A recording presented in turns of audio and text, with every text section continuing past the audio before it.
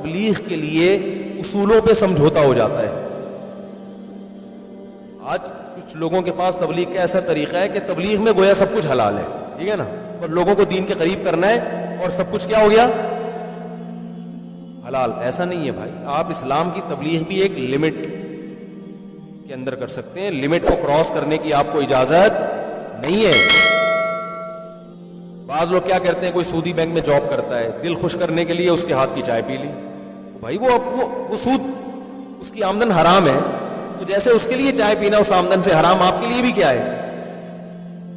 ایک صاحب مجھے کہنے لگے, یار کسی مسلمان کا دل توڑنا یہ بہت بری چیز ہے, لہذا کسی بینکر کی چائے میں اس کے ہاتھ کی پی لوں, نہیں پیوں گا تو دل ٹوٹے گا. میں نے کہا یہ بینکر کے بجائے اگر کوئی شرابی ہو اور اس کا دل ٹوٹ رہا ہے, بے ہوش ہو رہا ہے, مر جاؤں گا اگر تو نے نہیں پی, باپ پی رہا ہے اور بیٹے سے کہہ رہا ہے بیٹا پی لے, میرا دل رکھنے کے لیے پی لے, میں مر جاؤں گا, نہیں پیا تو میں مر جاؤں گا, کیا حلال ہو جائے گا ایک قطرہ بھی؟ بھائی مرو گے اپنی ذمہ داری پر, گورنمنٹ کی طرف سے مرنے پر کوئی پابندی نہیں ہے, کوئی بھی کسی بھی ٹائم پہ مر سکتا ہے. ہم نے لوگوں کو زندہ بچانے کا ٹھیکہ اتنا لیا ہوا ہے جتنا اسلام نے ہمیں اجازت دی. بات کہاں سے کہاں نکلتی ہے یار, دوسری شادی پہ آ جاتی ہے. پتہ نہیں, تھوڑی سی بات کروں گا, زیادہ نہیں. ایک صاحب کسی بیوہ سے شادی کر رہے تھے, اس بیوہ کا کوئی بیچاری کا پوچھنے والا نہیں تھا. ایسی بیوائیں بہت ہیں مارکیٹ میں.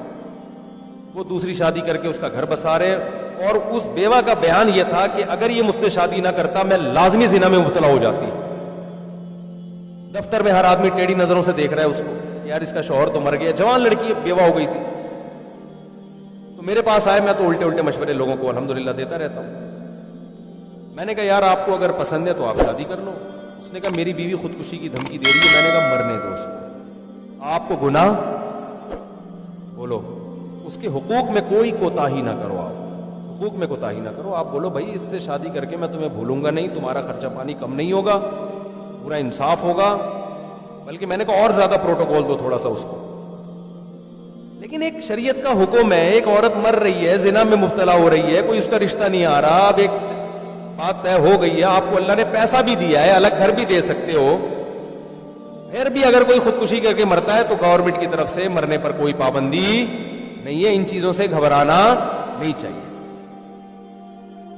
تو یہ میں نے دوسری شادی کی مثال جو دی ہے نا, یہ بات سمجھا, اور فقہا نے یہ لکھا ہے.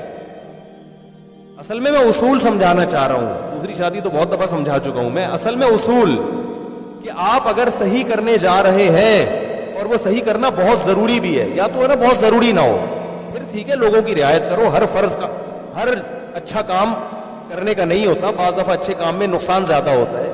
تو ایسے موقع پہ مشورہ یہ دیا جاتا ہے کہ یار کوئی فرض واجب تو ہے نہیں, تھوڑا بہت ثواب ہے نا, تو ثواب میں نقصان بھی ہو رہا ہے تو تھوڑو اتنا کام کرو جتنا برداشت کر سکتے ہو. لیکن ایک چیز ایسی ہے جس کے معاشرے میں بڑا نقصان ہو رہا ہے, پھر اس میں لوگوں کی پرواہ نہیں کی جائے گی. جو مرتا ہے وہ اپنی ذمہ داری پہ مر رہا ہے, گورنمنٹ کی طرف سے مرنے پر کوئی پابندی نہیں.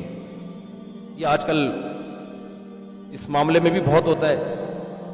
لڑکیاں کہتی ہیں وہ فلاں ہم پہ عاشق ہو گیا ہے, اب وہ کہہ رہے ہیں اگر آپ نے مجھ سے شادی نہیں کی تو میں اپنے آپ کو گولی مار لوں گا. یہ بوائے فرینڈ گرل فرینڈ میں ایسا سیٹ اپ چل رہا ہے.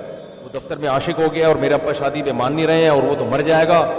میں کہتا ہوں آپ کے ابا کا نام ماننا اس کی علامت ہے کہ وہ آپ کے لیے مناسب نہیں ہے, کیونکہ ابا کا تجربہ زیادہ ہوتا ہے. آپ اپنی بیٹی کے لیے جتنا اچھا سوچتا ہے کوئی نہیں. لڑکیاں تو بیچاری چند لفاظی میں آ جاتی ہیں نا, مر جائے گا تو کیا ہوگا, میں نے کچھ بھی نہیں ہوگا. بہت سارے لوگ دنیا میں مر رہے ہیں, آپ جا کے عیدی سینٹر دیکھو, مردہ خانے بھرے ہوئے, ایک مردے کا اس میں کیا ہو جائے گا, اضافہ ہو جائے گا. کوئی ٹینشن نہ لو ان چیزوں کی.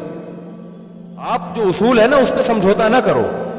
اس کو عشق ہوا ہوا ہے, آپ کو تھوڑی ہوا ہوا ہے عشق, اور اگر ہوا ہوا بھی ہے تو غلط ہوا ہوا ہے نا, ہر جگہ تھوڑی عشق ہو جاتا ہے. تو لوگ آج کل اس طرح بہت کرتے ہیں کہ اس کو یوں ہو گیا تو اس کے ذمہ دار تم ہوگے, اس کو یوں ہو گیا تو اس کے ذمہ دار تم ہوگے. بھائی ہم ذمہ دار جب ہوں گے جب ہم غلط کر رہے ہوں. ہم اگر جائز حق کا مطالبہ کر رہے ہیں, پھر کسی کو کچھ بھی کسی بھی ٹائم پہ ہو جائے, ہم ذمہ دار نہیں ہوں گے. وراثت کے جھگڑوں میں بھی ایسا ہوتا ہے. ایک جگہ جیسے کیس ہوتے ہیں, بڑا بھائی وراثت کھا جاتا ہے نا, بہت زیادہ کھا گیا, تو چھوٹا بھائی کہتا ہے اگر میں نے بڑے بھائی سے وراثت مانگی تو رشتہ داری ٹوٹے گی, دل دکھے گا, وہ ڈپریشن کا مریض ہے, وہ اسٹریس کا ہے. میں کہتا ہوں بھائی اس کو اگر ڈپریشن ہو رہی ہے یہ اس کا ہیڈیک ہے, کیونکہ کیوں ڈپریشن ہو رہی ہے, کسی کا حق ہے تو دو نا اس کو. میں نے کہا آپ مطالبہ کریں, اگر وہ ٹینشن سے مر بھی گیا تو نہ رشتہ داری توڑنے کا گناہ ہوگا, نہ اس کو قتل کرنے کا گناہ ہوگا بلکہ اس کو مرنے کا گناہ ہوگا. قیامت میں اللہ کہے گا کہ ٹرک کے نیچے آ کے مرتا, بات سمجھ میں آتی ہے, کورونا سے مرتا سمجھ میں آتا ہے, پورے کسی سے پیسے دینے تھے, اس نے تجھ سے مانگے اور تو مر گیا, تجھے شرم نہیں آئی اس بات کو مرتے, اس کو مرنے کا گناہ ہوگا. تو آپ دوسری کرتے ہیں, بیوی خودکشی سے مرتی ہے تو اس کو ایک تو خودکشی کا گناہ, تو دوسرا کوئی خودکشی کسی بات پہ کرو نا. تو یہ خودکشیوں کے تانے اور بلیک میلنگ, ان چیزوں سے متاثر مت ہوا کرو. جو اصول ہے وہ اصول. اور دیکھو اس سے بڑی حکمت کیا ہو سکتی ہے کہ نبی صلی اللہ علیہ وسلم غریبوں کو اپنی محفل سے نکال دیتے تو عرب کے سارے سردار آ کے بیٹھ جاتے, اور اسلام اتنی جلدی ترقی کرتا, کیونکہ مسئلہ سارا سرداروں کا تھا نا. جب وہی اپنے ہاتھ میں آ گئے پھر تو اسلام نے دن دگنی رات, لاکھوں لوگ جہنم سے بچتے. تو آپ کے پاس کتنے آزار تھے. نبی صلی اللہ علیہ وسلم کہہ سکتے تھے میں بلال حبشی جیسے غریبوں کو, ابو ہریرہ جیسے اور عبداللہ بن مسعود جیسے غریبوں کو نکال رہا ہوں, 4-6 آدمی چلے جائیں گے کوئی بات نہیں, اتنے بڑے بڑے لوگ آئیں گے, پھر لاکھوں لوگ جہنم کی آگ سے بچیں گے, میں دنیا کا نہیں, میں تو آخرت کا فائدہ دیکھ رہا ہوں. تو کتنی بڑی دلیل تھی. اللہ نے فرمایا نہیں نہیں نہیں نہیں نہیں, اس سے کیا امیج جائے گا اسلام کا دنیا میں, کہ غریبوں کا اسلام کچھ اور ہے اور امیروں کا اسلام کچھ اور ہے, اور اللہ ایک نظر سے سب کو نہیں دیکھتا. اللہ کے اعمال کی ویلیو نہیں ہے. اللہ ہر آدمی تو پیسہ دیکھ رہا ہے, تو اللہ بھی پیسہ دیکھ رہا ہے. تو اللہ میں اور عام آدمی میں فرق کیا ہو گیا. ہمیں تو اجازت ہے, ہم پیسہ بھی دیکھ سکتے ہیں بھائی, معاملات کرتے ہوئے, دوستی لگاتے ہوئے, رشتے ناتے کرتے ہوئے, وہ تو کیونکہ ہمارے دنیا بھی مفاد ہے نا, ہم نے تو رہنا ہے دنیا میں. اللہ تھوڑی دیکھے گا, اللہ کو کیا کہ آپ کی جیب میں پیسہ ہے یا نہیں ہے. نبی صلی اللہ علیہ وسلم نے فرمایا ان اللہ لا ينظر الى صورکم ولا الى اموالکم ولکن ينظر الى قلوبکم. اللہ تمہاری جیب میں کتنے پیسے ہیں یہ بھی نہیں دیکھتا, تمہاری شکل کیسی ہے یہ بھی نہیں دیکھتا, اللہ تمہارے دل کو اور تمہارے جسم سے نکلنے والے اعمال کو دیکھتا ہے. یہ تو ہماری مجبوری ہے کہ اس کے پاس پیسہ ہے یا نہیں ہے, یہ ٹھیک ہے کسی حد تک یہ درست ہے کیونکہ ہم نے دنیا میں رہنا ہے, لیکن اللہ ہاں ان چیزوں کی ویلیو نہیں ہے. تو اس لیے, اور اس سے بھی زیادہ اہم بات یہ کہ رسول اللہ صلی اللہ علیہ وسلم محفل میں بیٹھے ہوئے واعظ و نصیحت کی, عرب کے سردار بیٹھے ہوئے تھے اس میں, مشرکین مکہ. عبداللہ ابن ام مکتوم نابینا صحابی, وہ غریب بھی تھے اور آنکھوں سے معذور بھی. وہ دوڑتے ہوئے آئے نبی کے پاس کچھ بات پوچھنے کے لیے. آپ صلی اللہ علیہ وسلم غضبناک ہو گئے کہ یہ محفل ہے اور اس میں ایک یہ میرے پاس اس وقت کیوں آ رہے ہیں, اور آپ کے چہرے پر سلوٹیں آ گئی. اللہ نے ایسی تنبیہ کی, فرمایا عبس و تولا, پیغمبر کے چہرے پہ سلوٹیں آ گئیں, و تولا, اور پیغمبر نے منہ موڑ لیا. ان جاءہ الاعمی, ایک نابینا آپ کے پاس آ رہا ہے. وما یدریک لعلہ یزکا او یذکر فتنفعہ الذکرى, فرمایا وہ طلب لے کے آ رہا ہے, یہ کم بخت طلب, لیکن ان کو تو آپ نے زبردستی بٹھایا ہوا ہے, ان کو تو شوق ہی نہیں ہے جنت میں جانے کا, ان کو تو حق کی تلاش کا شوق ہی نہیں ہے. تو جو بے طلب ہے, جس کو شوق نہیں ہے, انت لہو تصدی, آپ اس کی ہدایت کے پیچھے پڑے ہوئے ہیں. اور جو نابینا طلب لے کے آ رہا ہے, سیکھنا چاہتا ہے, آپ اس کو اگنور کر رہے, نظر انداز کر رہے ہیں. ایسی تنبیہ فرمائی اللہ تعالیٰ نے. اور یہ محمد صلی اللہ علیہ وسلم کے برحق ہونے کی دلیل بھی ہے. یہ آیتیں بھی آپ جو بظاہر آپ کے خلاف جا رہی ہیں, یہ بھی اپنی قوم کو پڑھ کے سنا رہے ہیں.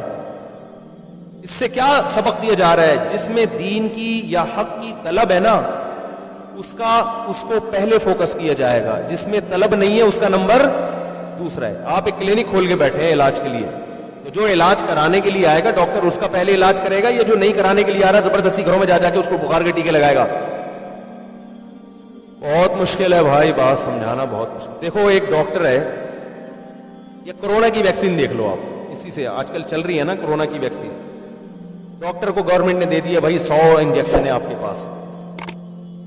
تو اب کچھ لوگ آ رہے ہیں ڈاکٹر صاحب کے پاس کہ ہمیں لگا دو.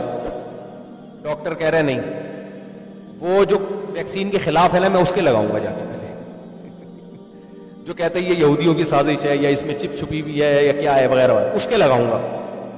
تو یہ یا تو ڈاکٹر بے وقوف ہے, یا اس کے کچھ ذاتی مفاد, اس کو پتا ہے وہاں سے پیسہ ملے گا. تو دنیا میں تو یہ کسی حد تک ٹھیک اس لیے ہے کہ ڈاکٹر تو پیسہ کمانے کے لیے بیٹھا ہے نا, وہ کہے گا بھائی جو تگڑی رقم دے گا میں اس کو پہلے ٹھوکوں گا. لیکن آخرت کی دعوت میں یہ فرق کرنا کہ مالدار کو میں کوشش کروں گا دین پہ آ جائے, تاکہ اس کی جیب سے ہدیے اور نذرانے ملا کریں, اور ایک موچی اور ایک گولے گنڈے والا وہ اگر نمازی بن بھی گیا تو کم وقت 5 روپے تو مسجد کے ڈبے میں یہ ڈال نہیں سکتا, یا وہ یہ 5 روپے بھی یہ دے نہیں سکتا. یہ اگر دین کا داعی یہ فرق کرے گا تو اس دعوت سے اگر نیک لوگ دین پر آ بھی گئے نا تو اللہ کی طرف سے ثواب نہیں ملے گا, کیونکہ اس دعوت میں اخلاص نہیں ہے. یہ پیغام محمد صلی اللہ علیہ وسلم کو دیا گیا, حالانکہ آپ صلی اللہ علیہ وسلم کی نیت دولت نہیں تھی, لیکن جو صورتاً جو کام ہو رہا ہے اس کو بھی غلط کہا جا رہا ہے. اس واقعے کے بعد حدیث میں آتا ہے جب بھی عبداللہ ابن ام مکتوم نبی کی خدمت میں آتے, غریب صحابی تھے نابینا, آپ ان کے استقبال میں کھڑے ہو جاتے. ہمارے حضرت فرمایا کرتے تھے دیکھو آپ کی وجہ سے, کسی کی وجہ سے آپ کو اگر ڈانٹ پڑے نا تو آئندہ آپ کے دل میں اس کا بغض پیدا ہو جاتا ہے. بھائی مثال کے طور پر آپ کے گھر ایک مہمان آیا تھا, آپ نے اس کو صحیح طرح اکرام نہیں کیا, آپ کے ابا نے چپیڑ لگا دیا آپ نے کھینچ کے نا, اب یہ میرا دوست ہے تو اس کو پوچھ نہیں رہا. اب جب بھی وہ گزرے گا نا آپ بولو گے اس کی وجہ سے ابا نے چپیٹ مارا تھا اس دن مجھے, یعنی طنز کرو گے کہ نہیں کرو گے؟ یار تم نہ اس دن آتے نہ ابا کی طرف سے مجھے صلواتیں سننے کو ملتی, تمہیں بھی تو کباب میں ہڈی بننے کا شوق ہے, کسی اور وقت آ جاتے. میں کوئی بھاگا تھوڑی جا رہا ہوں, اس وقت بھی آ سکتے تھے, تمہیں بھی ابھی آنا تھا, تمہاری وجہ سے ابا نے مجھے ڈانٹا ہے, یہ کہتے نا ہم. لیکن نبی صلی اللہ علیہ وسلم کا ظرف کیسا ظرف ہے, جب بھی عبداللہ ابن ام مکتوم آتے آپ صلی اللہ علیہ وسلم کھڑے بھی ہوتے اور فرماتے ھذا الذی عاتبنی فیہ ربی, یہ وہ شخص ہے, اتنا بڑا مقام ہے اس کا کہ اس کی وجہ سے میرے رب نے مجھے ڈانٹا ہے, اس کا اتنا بڑا مقام ہے اللہ کی نظر میں, یعنی یہ تو بڑی عزت والا ہے. ان کے استقبال میں آپ کھڑے ہو جاتے. یہ ہمیں اس سے کیا سبق ملتا ہے؟ ہمیں اس سے یہ سبق ملتا ہے کہ دین کی تبلیغ میں اصولوں پر سمجھوتا نہیں کیا جائے. جو کچھ سنا گیا اللہ اس پر عمل کرنے والا اور آگے لوگوں تک پہنچانے